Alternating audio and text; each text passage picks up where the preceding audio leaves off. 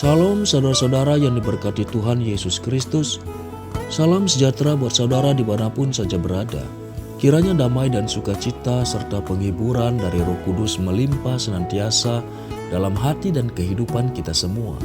Sebelum kita mendengarkan renungan firman Tuhan, mari kita sama-sama siapkan hati dan mohon hikmat Tuhan dalam mengerti kebenarannya. Mari kita berdoa. Bapa kami yang di surga, Bapa yang kami sembah dalam nama Tuhan Yesus Kristus, kami mengucap syukur atas semua yang baik yang selalu Engkau limpahkan bagi kami. Berkat perlindungan-Mu dan kasih setia-Mu, serta segala kebaikan-Mu bagi kami. Terima kasih Engkau masih memberikan kami kekuatan, kesehatan, dan berkat yang berlimpah. Dan saat ini kami mau mendengarkan firman-Mu. Berbicaralah kepada kami secara pribadi.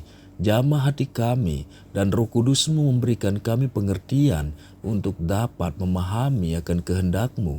Terima kasih Tuhan. Dalam nama Tuhan Yesus kami berdoa. Amin. Miliki perkataan yang mendatangkan berkat kehidupan. Saudara-saudaraku yang diberkati Tuhan, renungan firman Tuhan saat ini terdapat di dalam Amsal 18 ayat 21. Hidup dan mati dikuasai lidah, siapa suka menggemakannya akan memakan buahnya. Mengiring Yesus dalam kehidupan umat Tuhan senantiasa penuh dengan masalah dan problema. Semua persoalan yang datang dalam hidup kita diizinkan oleh Tuhan untuk dapat membentuk kita semua hingga mencapai kepada kesempurnaan. Ketika kita bertobat dan menerima Yesus sebagai juru selamat kita, masih banyak hal dalam kehidupan kita yang tidak berkenan di hadapannya. Semua hal yang tidak berkenan ini dalam hidup kita ini tentunya akan menghalangi kita untuk menerima berkat dari Tuhan. Salah satu hal yang sangat penting untuk diperhatikan adalah perkataan yang kita ucapkan dalam kehidupan sehari-hari.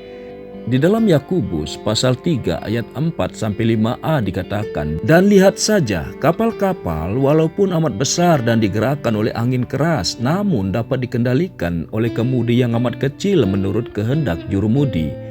Demikian juga lidah walaupun suatu anggota kecil dalam tubuh, namun dapat memegahkan perkara-perkara yang besar."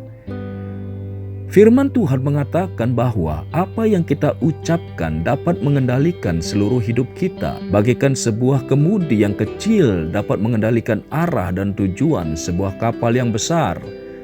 Perkataan yang positif akan memberikan dampak yang positif juga bagi hidup kita. Walaupun jika kita memperkatakan firman Tuhan akan membentuk kehidupan kita. Dari yang tidak ada menjadi ada, dari yang tidak tahu menjadi berhikmat, dari yang tidak punya menjadi punya, dari yang sakit menjadi sehat, dari yang tidak mampu menjadi mampu, dari yang kecil menjadi besar. Pertama kali Tuhan Allah menciptakan dunia ini beserta isinya, dan alam semesta adalah dengan memperkatakan firman, jadilah, maka semuanya itu tercipta. Setiap pelayanan Yesus waktu dia menjadi manusia selalu memperkatakan firman Tuhan. Ketika dia dicobai oleh iblis, yang keluar dari mulutnya adalah firman Tuhan. Oleh firman-Nya itulah siasat si iblis dapat dikalahkan. Tuhan adalah pencipta dengan firman-Nya yang hidup. Tuhan adalah pencipta, dengan firman-Nya hidup kita dapat diciptakan seturut dengan kehendak-Nya.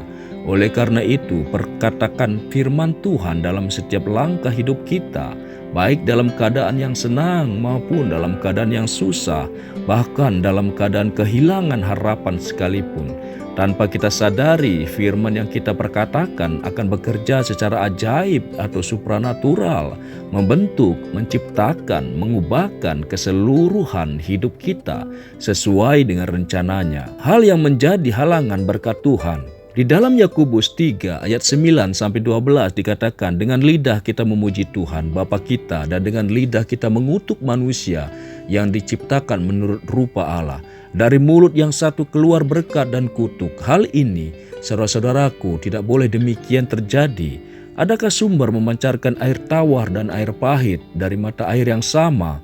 Saudara-saudaraku, adakah pohon ara dapat menghasilkan buah zaitun, dan adakah pokok anggur dapat menghasilkan buah ara? Demikian juga mata air asin tidak dapat mengeluarkan air tawar. Perkataan-perkataan yang negatif akan membentuk hal-hal yang negatif juga dalam kehidupan kita.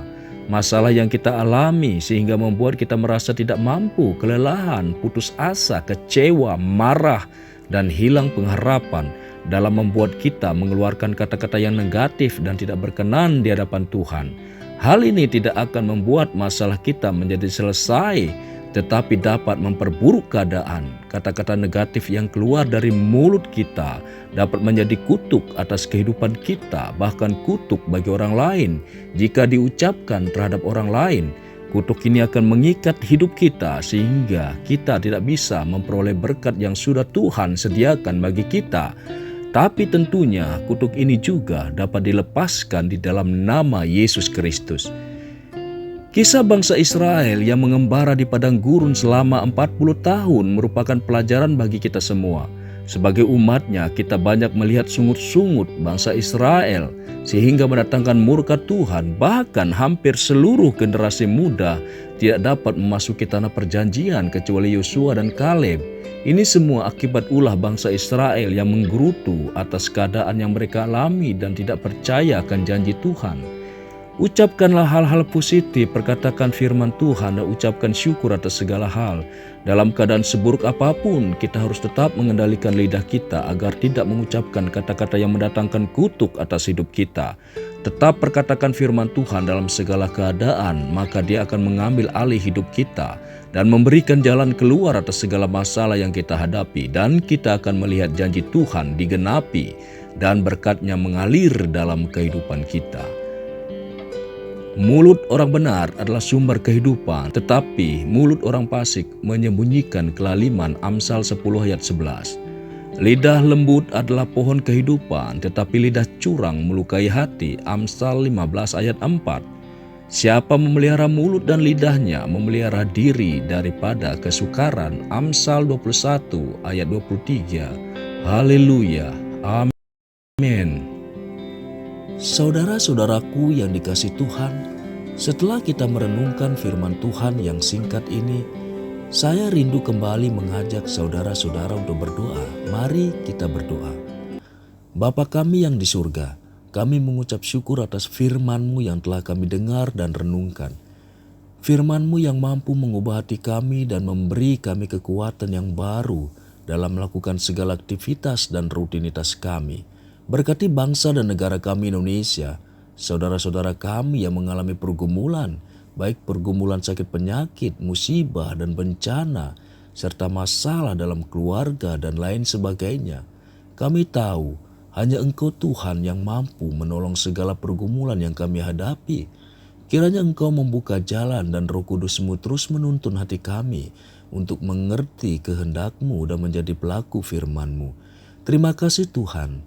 Kami serahkan semuanya ke dalam tangan-Mu. Ampunilah segala kesalahan dan dosa kami.